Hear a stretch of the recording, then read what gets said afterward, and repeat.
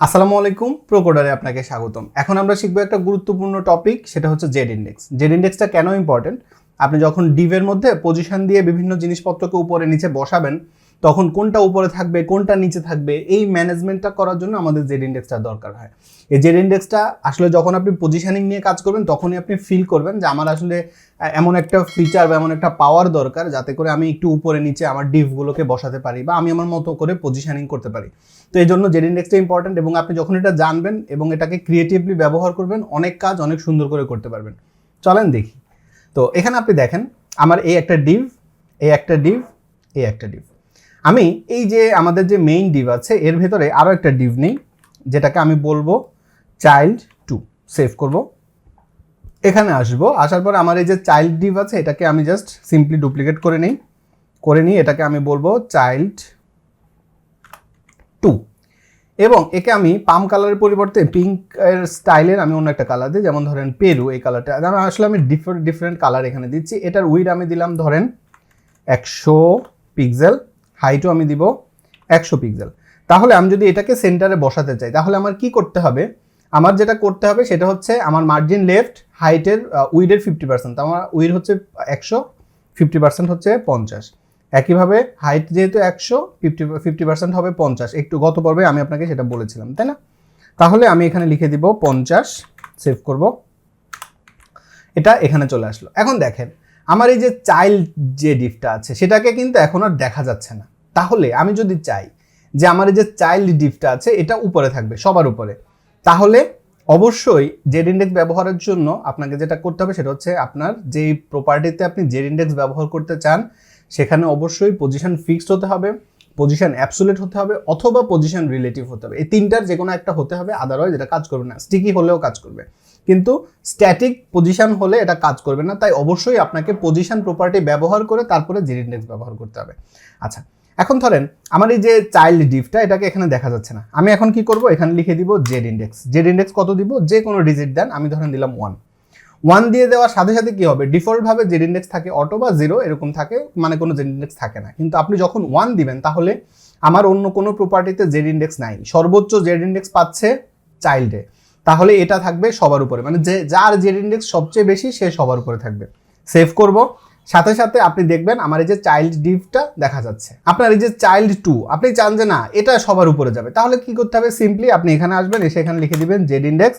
এবার আপনি যদি একে বলে দেন যে 2, তাহলে কি হলো? আমার এই যে সিএসএস ফাইল, এই সিএসএস ফাইলের মধ্যে সর্বোচ্চ জেড ইন্ডেক্স এটা, তাহলে এটা সবার উপরে চলে আসবে। এবার আমরা এখানে আরেকটা চাইল্ড ডিভ নেই, যেটাকে আমরা দিলাম চাইল্ড ডিভ 3 দিলাম।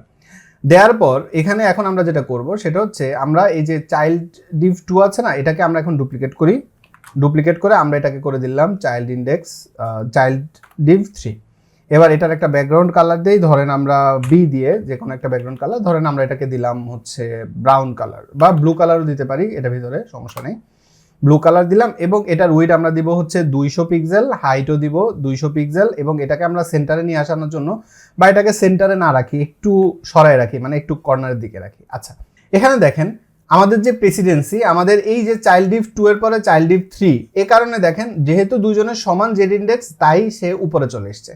এবার আপনি যদি বলেন যে না ভাই আমি চাই যে চাইল্ড ডিভ 2 সে সবার উপরে থাকুক, তাহলে আমার এটার তো জেড ইন্ডেক্স 2, এটাতে জেড ইন্ডেক্স 1, এটাতেও জেড ইন্ডেক্স 2, তাহলে আমার এটার জেড ইন্ডেক্সটাকে বাড়িয়ে দিতে হবে। আমি এটাকে করে দিলাম 3, তাহলে সে সবার উপরে চলে আসবে। আবার সবার উপরে না, আবার দেখেন আমার চাইল্ড, এটাকে আমি চাই যে না এই সবার উপরে থাকুক, তাহলে আমি সিম্পলি কি করব? এখানে এসে এটাকে জেড ইন্ডেক্স বাড়িয়ে আমি করে দিব 4, তাহলে দেখেন এটা সবার উপরে চলে আসছে। আপনি এভাবে জেড ইন্ডেক্স দিয়ে এদেরকে কন্ট্রোল করতে পারেন যে আপনি কোন পজিশনটা বা কোন কাকে আপনি কিভাবে রাখতে চান, সেটা এরকম করে আপনি এটাকে করতে পারবেন। এখন আমরা একটা সিম্পল এখানে একটা এরিয়া করব এবং সেটার মধ্যে আমরা কিছু কাজ করব।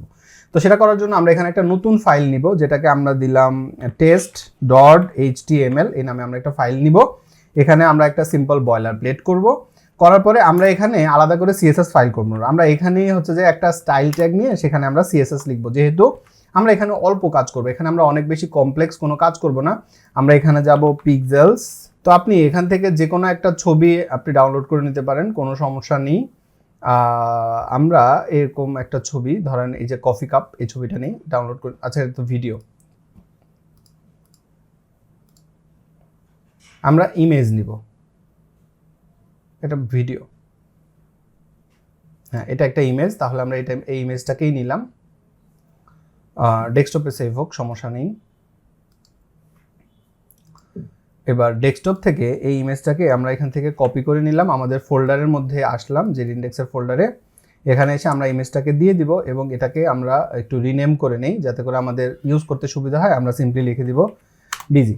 আচ্ছা, তো বিজি লিখে দেওয়ার পর এখন আমরা এটাকে সাইডেই রাখি, সমস্যা নেই। এবার হচ্ছে আমরা আমাদের যে টেস্ট HTML ফাইল, এটাকে আমরা ওপেন করব। সবার শেষে গিয়ে লিখব index.html এর পরিবর্তে আমরা এখানে লিখব test.html। আমরা এখন এখানে একটা সিম্পল সেকশন তৈরি করব। আমরা এতদিন পর্যন্ত যা কিছু শিখেছি সব কিছু ব্যবহার করে, যেমন ধরেন আমরা এখানে নিলাম একটা সেকশন, এই সেকশনকে আমরা একটা আইডি দিব, আইডি দিলাম হিরো এরিয়া, এই নামে আমরা একটা আইডি দিলাম। আইডি দেওয়ার পর আমরা যেহেতু পজিশনিং শিখবো, এটাকে আসলে আপনি অনেকভাবে করতে পারেন, তো আমরা একটু পজিশনিং এই ব্যাপারগুলো দেখব। আচ্ছা, এবার আমরা এখানে কি করব, লিখব h2, এখানে আমরা লিখলাম যে হ্যালো, তারপর আমরা এখানে দিলাম একটা পি এর ভিতরে আমরা লিখলাম লরেম, 10 ওয়ার্ড লিখি, অল্প একটু টেক্সট, এবং আমরা এখানে একটা বাটন নিব, তাই তো। তো বাটনের জন্য আমরা নিলাম এর ভিতরে আমরা লিখলাম যে কন্ট্যাক্ট আস, এরকম, এবং এখানে আমরা এটাকে একটা ক্লাস দিব, যে এটা ক্লাস হবে হচ্ছে BTN। আচ্ছা, সেভ করব। তাহলে এটা এরকম হলো। এবার আমাদের এই যে হিরো এরিয়া নামে আমরা যে ক্লাসটা আইডিটা নিলাম, এই আইডিটাকে আমরা এখানে ধরলাম, ধরে আইডি বললাম যে তোমার আইডিটা হবে হচ্ছে হিরো এরিয়া, অথবা আমরা চাইলে আসলে এখানে নতুন করে CSSটা অ্যাডও করতে পারতাম, সমস্যা ছিল না। ঠিক আছে, এখানে আমরা ব্যাকগ্রাউন্ড ইমেজ ব্যবহার করব URL, এর ভেতরে আমরা লিখবো হচ্ছে BGJPG লিখে আমি যদি সেভ করি, আপনি দেখেন এটা এরকম হলো। আচ্ছা, এবার এখানে আমরা বডি বা স্টার দেই, ইউনিভার্সাল সিলেক্টেড হিসাবে আমরা এখানে দিলাম স্টার দিয়ে আমরা এখানে কি বলবো যে তোমার মার্জিন হবে 0, ডিফল্ট যে মার্জিন প্যাডিং আমরা সেটা বন্ধ করে দিব সবার, তাহলে এরকম হলো। আচ্ছা, এবার আমাদের যে ব্যাকগ্রাউন্ড আছে, ব্যাকগ্রাউন্ড ইমেজের সাইজ কি হবে, সাইজ হবে হচ্ছে কভার, এবং আমরা এখানে দিলাম হচ্ছে প্যাডিং, কি প্যাডিং দিব, আমরা টপ এন্ড বটম দিব হচ্ছে 100 পিক্সেল প্যাডিং, এবং লেফট এন্ড রাইট আমরা দিলাম হচ্ছে 20 পিক্সেল একটা প্যাডিং আমরা দিলাম। তাহলে এরকম আমাদের ইমেজটা কিন্তু এখানে চলে এসছে। এবার আমরা কি চাই, আমরা চাই আমাদের এই যে টেক্সটগুলো এগুলো সেন্টার অ্যালাইন্ড হোক, তাহলে আমরা দিব টেক্সট অ্যালাইন সেন্টার। তাহলে কি হলো, আমাদের টেক্সটগুলো সব সেন্টার অ্যালাইন্ড হয়ে গেল। এবার আমাদের এই যে এর ভিতরকার যে টেক্সটগুলো আছে সেগুলোর ফন্ট ফ্যামিলি আমরা একটু চেঞ্জ করে দিই, যে ফন্ট ফ্যামিলিগুলো হবে হচ্ছে ধরেন এগুলো মানে মনোস্পেস ফন্ট ফ্যামিলি হবে। আচ্ছা, তাহলে এর ভেতরে এবার আমাদের হচ্ছে কি কন্ট্রোল করব, আমাদের H2PA এগুলোকে আমরা স্টাইলিং করব, তাই না। তাহলে এই যে হিরো এরিয়া, আমরা কিন্তু আইডি হিরো এরিয়া এভাবে নিয়ে তারপরে বলতে পারি H2। হ্যাঁ, এই হিরো এরিয়ার ভেতরে যে H2 আছে, এই H2কে আমরা এখন স্টাইল করব। তাহলে আমরা এটাকে একটা কালার দিব, কালার দিলাম আমরা হোয়াইট, ফন্ট সাইজ আমরা দিব হচ্ছে 35 পিক্সেল, এবং আমরা মার্জিন বটম করে দিব হচ্ছে 0 দিয়ে আমি যদি সেভ করি, আপনি দেখেন এই টেক্সটটা এরকম হলো। এবার আমরা কি করব, এটাকে ডুপ্লিকেট করে নেই, করে নেওয়ার পর আমরা পরে সিলেক্ট করব হচ্ছে আমাদের পিকে, তাহলে আমরা এখানে লিখে দিব হচ্ছে পি। হ্যাঁ, পি লিখে দিলাম, এবং পি এর ফন্ট সাইজ হবে হচ্ছে 15 পিক্সেল। এবার এটার ক্ষেত্রে আমাদের মার্জিন বটম হবে 15 পিক্সেল। কেন, কারণ হচ্ছে আমাদের এখানে একটা বাটন আছে, তাই তো। এবার আমরা এখানে আসলাম, আসার পরে আইডি হিরো এরিয়া এর ভিতরে যে ক্লাস আছে BTN, এই BTN ক্লাসটাকে আমরা এবার ধরলাম, ধরার পরে আমরা এটাকে একটা ব্যাকগ্রাউন্ড কালার দিব। এটার ব্যাকগ্রাউন্ড কালার আমরা একটু এই যে এই কালারটা দেই, ব্রাউন কালার। তারপরে আমরা এই ব্রাউন কালারের ব্যাকগ্রাউন্ড দিলাম, তারপরে টেক্সটের কালার দিব হচ্ছে হোয়াইট, তারপর আমরা ফন্ট সাইজ দিব হচ্ছে 14 পিক্সেল, তারপরে আমরা প্যাডিং দিব হচ্ছে টপ অ্যান্ড বটম 12 পিক্সেল, আর লেফট অ্যান্ড রাইট আমরা দিলাম 30 পিক্সেল দিয়ে আমি সেভ করি, আমাদের বাটনটা এখানে চলে আসছে। এবার আমরা কি করব, এই বাটনের ভিতরকার যে ফন্ট ফ্যামিলি এটাকে আমরা করে দিব সেন্স সেরিফ ফন্ট, তাহলে এটা এরকম হলো। এবার আমি কোনো টেক্সট ডেকোরেশন চাই না, তাহলে আমি লিখবো টেক্সট ডেকোরেশন নান। হ্যাঁ, আমি কিন্তু র্যান্ডম একটা ডিজাইন করছি, আমার মাথায় কিন্তু আপাতত কোনো ডিজাইন নেই। আচ্ছা, আমার বর্ডার রেডিয়াস ভালো লাগে আপনারা জানেন, তো আমি বর্ডার রেডিয়াস করে দিব হচ্ছে 10 পিক্সেল, তাহলে একটু রাউন্ডেড বর্ডার হবে। এবার আমার দেখেন এই যে পজিশনিংটা, আমি এই যে উপরে মার্জিন বটম দিয়েছিলাম 15 পিক্সেল, সেটা এখানে পাচ্ছে না, সেক্ষেত্রে আমরা কি করব, আপনারা জানেন আমরা লিখে দিব হচ্ছে ডিসপ্লে ইনলাইন ব্লক। ব্যাপারটা আমি আপনাদেরকে আগে একবার দেখিয়েছি। কাজের মাঝখানে এরকম ছোট ছোট প্রজেক্ট বানালে আপনাদের শেখাটা সহজ হবে। এবার আমরা যদি এখানে একটু হোভার ইফেক্ট দিতে চাই, আমরা সেটাও দিতে পারি। তাহলে আমি কপি করব, Ctrl+C করে এটাকে এখানে এসে Ctrl+V দিব হোভার করে আমি এটাকে এখন ব্যাকগ্রাউন্ড কালার দিব। ধরেন আমি এটার ব্যাকগ্রাউন্ড কালার দিব হচ্ছে ব্লু ভায়োলেট, এই কালারটা আমি দিব এবং আমি সেভ করব। তাহলে কি হচ্ছে, আমি যখন এটাকে হোভার করছি তখন এটার কালারও চেঞ্জ হচ্ছে। হ্যাঁ, তাহলে আমাদের এই একটা ছোট্ট বেসিক হিরো এরিয়ার ডিজাইন করা শেষ। এখন আপনি বলবেন যে ভাই আপনি জেড ইন্ডেক্স দেখানোর কথা ছিল, আপনি কেন এখানে এগুলো করলেন? এখন আমরা জেড ইন্ডেক্স দেখব। তো জেড ইন্ডেক্স যদি আমরা দেখতে চাই, জেড ইন্ডেক্সটা আমি চাই যে এটার পেছনে একটা হালকা ব্যাকগ্রাউন্ড কালার দিব। কেন? কারণ হচ্ছে এখানে আমাদের যে ইমেজটা, সেই ইমেজের মধ্যে আমাদের যে টেক্সট, আপনি দেখেন এই টেক্সটটার মধ্যে তাও আমার এখানে কিন্তু দেখা যাচ্ছে। এখন আমি যদি এখানে একটা ব্রাইট ইমেজ ব্যবহার করি তাহলে কি এরকম দেখা যাবে? তখন কিন্তু আর এই জিনিসটা এরকম দেখা যাবে না। আমি যদি এখানে একটা ব্রাইট ইমেজ ব্যবহার করি তাহলে আমি চাই এখানে একটা জেড ইন্ডেক্স ব্যবহার করব। তো এই জেড ইন্ডেক্সটা আমরা একটু ডিফারেন্ট স্টাইলে, যদিও এটা অথেন্টিক ওয়ে না, মানে আমরা সাধারণত এইভাবে ব্যবহার করি না, কিন্তু এই প্রজেক্টের জন্য আমরা হচ্ছে যে জেড ইন্ডেক্সটা একটু ডিফারেন্ট ওয়েতে ব্যবহার করব। তো সেটা কিভাবে, আমরা এখানে একটা ব্ল্যাঙ্ক ডিভ নিব, তারপরে এটাকে আমরা একটা ক্লাস দিতে পারি, যে ক্লাস হচ্ছে বিজি। আচ্ছা, বিজি নামে আমরা একটা ক্লাস দিলাম। ক্লাস দিয়ে এবার আমরা হচ্ছে যে এটাকে আমরা জেড ইন্ডেক্সটা ব্যবহার করব। তো এবার আমরা যেটা করতে পারি সেটা হচ্ছে এখানে এসে আমরা আমাদের যে ক্লাস বিজি ক্লাসটাকে আমরা নিলাম, এটা ক্লাস হবে। আচ্ছা, এটাকে আমরা নিলাম, নেওয়ার পর এটাকে এখন আমরা যদি পজিশন দেই অ্যাবসুলেট, এটা তো পাবে না, তাই না? কেন পাবে না? কারণ হচ্ছে প্যারেন্ট ডিভকে আমার পজিশন রিলেটিভ দিতে হবে। তাহলে আমরা প্যারেন্ট ডিভে দিয়ে দিব পজিশন রিলেটিভ। তো পজিশন রিলেটিভ দিলে এবার আমার এটা পাবে। আচ্ছা, এবার আমি কি করব, এখানে ব্যাকগ্রাউন্ড কালার দিব। ব্যাকগ্রাউন্ড কালার আমাকে দিতে হবে হচ্ছে ব্ল্যাক কালার। আমরা কি করব, এটা আপনি এখনো দেখবেন না। কেন? কারণ আমাদের এই ডিভে কোনো উইড নাই। আমরা উইড দিলাম 100%, এবার হাইট দিব 100%, সেভ করব। তাহলে এবার আপনি এই পজিশনিংটা দেখতে পারবেন। এবার আমি এটাকে কি করব, টপ থেকে একে আমি করে দিব 0 এবং লেফট থেকেও আমি একে করে দিব 0। যখন আমি দুই জায়গা থেকেই একে 0 করে দিব তাহলে দেখবেন এটা কিন্তু এখন পারফেক্টলি আমার পজিশন মতো চলে এসছে। এবং এবার আমি এটাকে একটু অপাসিটি দিব। অপাসিটি আপনারা শিখেছেন, আমরা অপাসিটি দিব 0.4 দিয়ে আমি যদি সেভ করি তাহলে দেখেন এরকম হলো। কিন্তু আমার এই যে বাটনটা ছিল, এখন কিন্তু বাটনটাকে আমি হোভার করতে পারছি না, টেক্সটগুলোকে সিলেক্ট করতে পারছি না। এটা কি কাজ হলো? হলো না। এই জায়গাটাতে আমরা হচ্ছে জেড ইন্ডেক্স ব্যবহার করব। এটাতে আমি দিব জেড ইন্ডেক্স। আমি আসলে এই ব্যাপারটাই আপনাদের বোঝাতে চাচ্ছিলাম যে আমরা যখন জেড ইন্ডেক্স -1 দিব তখন ডিফল্টের পেছনে চলে যাবে, মানে আমাদের যে ডিফল্ট যে প্রপার্টিগুলো আছে এগুলোর পেছনে চলে যাবে। দেখেন আমি যদি এটাকে এখন সেভ করি, আপনার এই যে ব্যাকগ্রাউন্ড আমি যে ব্ল্যাক কালারটা ব্যবহার করেছি সেটা কিন্তু এখন পেছনে চলে গেছে এবং এখন আমার এই যে এখানকার হোভার, আমাদের এই যে টেক্সট, এগুলো কিন্তু কাজ করছে। কিন্তু আমাদের এই যে ব্যাকগ্রাউন্ড কালার আমরা দিয়েছি সেটা কিন্তু এখন আর দেখা যাচ্ছে না। এই যে বিজি, এটা কিন্তু এখনো দেখা যাচ্ছে না। আপনি যদি এই কালারের পরিবর্তে এখানে এখন রেড লেখেন, আপনি কিন্তু দেখতে পাবেন না যে আমাদের এটা চেঞ্জ হয়েছে বা এটা কাজ করছে। দেখেন কাজ করছে না। তাহলে আমার এখন কি করতে হবে?